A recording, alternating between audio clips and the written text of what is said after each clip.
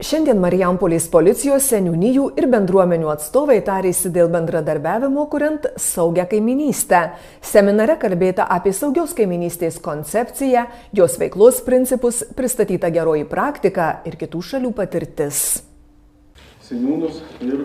Nors daugelyje vakarų šalių saugios kaiminystės grupės įprastas policijos ir visuomenės bendradarbiavimo būdas, tuo metu Lietuvoje jis tik skinasi kelią.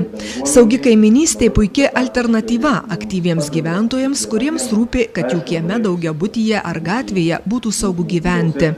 Tokią kaiminystę įtvirtinę gyventojai budriai stebi savo gyvenamąją aplinką, pamatę, ką nors įtartino, įspėja vieni kitus, netoleruoja kelių eismo taisyklių pažeidimų ir bet kokio su teisės aktais prasilenkiančio elgesio.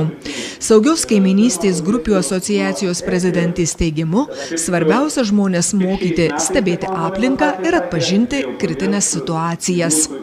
Išmokti informuoti policijos pareigūnus apie tai, ką jie yra pastebėję. Išmokti tuo pačiu atsirinkti, kokia informacija pareigūnams gali būti naudinga ir kuri galbūt sukels daugiau sumaišties ir neneš tokios naudos, kokią galėtų nešti.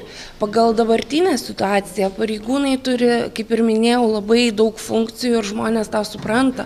Ir vienas iš tikslų išmokyti žmonės bendrauti su pareigūnais tam, kad sumažintumėm tų pareigūnų krūvį. Akivaizdu, jog saugi kaiminystė vienas efektyviausių būdų siekti savo aplinkos saugumo. Tačiau šios iniciatyvos kūrėjai Lietuvoje pasigenda valdžios institucijų dėmesio.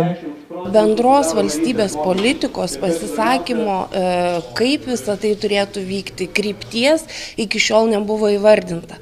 Tai jau daugiau kaip 5 metus tos grupės, kurios įsisteigė programą tik pradėjus vystyti, jos turi sukaupusią savo patirtį, jos plėtoja vienokius ar kitokius modelius, tačiau nėra apibendrinimo, nėra bendros tendencijos ir bendros krypties.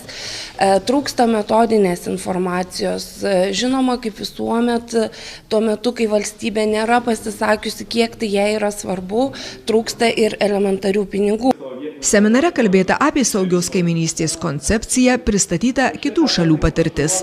Štai Estijos praktika rodo, jog nuo 2006 metų įkūrus minėtas grupės, nusikalstamumas sumažėjo 18%, o aplinka tapo saugesnė net 67%. Estijoje pusę šiam projektui reikalingų lėšų skiria vietos valdžia, 30% teisingumo ministerija, po 10% rėmėjai ir nariai. Saugios kaiminystės grupių asociacijos prezidentė įsitikinusi, kad daugiau dėmesio saugios kaiminystės grupėms turėtų skirti savivalda ir policija. Tyrimai rodo, kad dabartiniai situacijoje tik policijos pareigūnai yra pagrindinis šaltinis, kuris skleidžia tą informaciją, kuris iš esmės stengiasi įtraukti bendruomenės, kuris eina į tas. Tačiau tai yra tik tai papildomos pareigūnų funkcijos, kaip ir pridėtinė jų darbo vertė, kuri galbūt ateityje, kaip ir bet kuri prevencinė priemonė, gali duoti teigiamų rezultatų. Marijampolės savivaldybėje veikia 34 saugios kaiminystės grupės.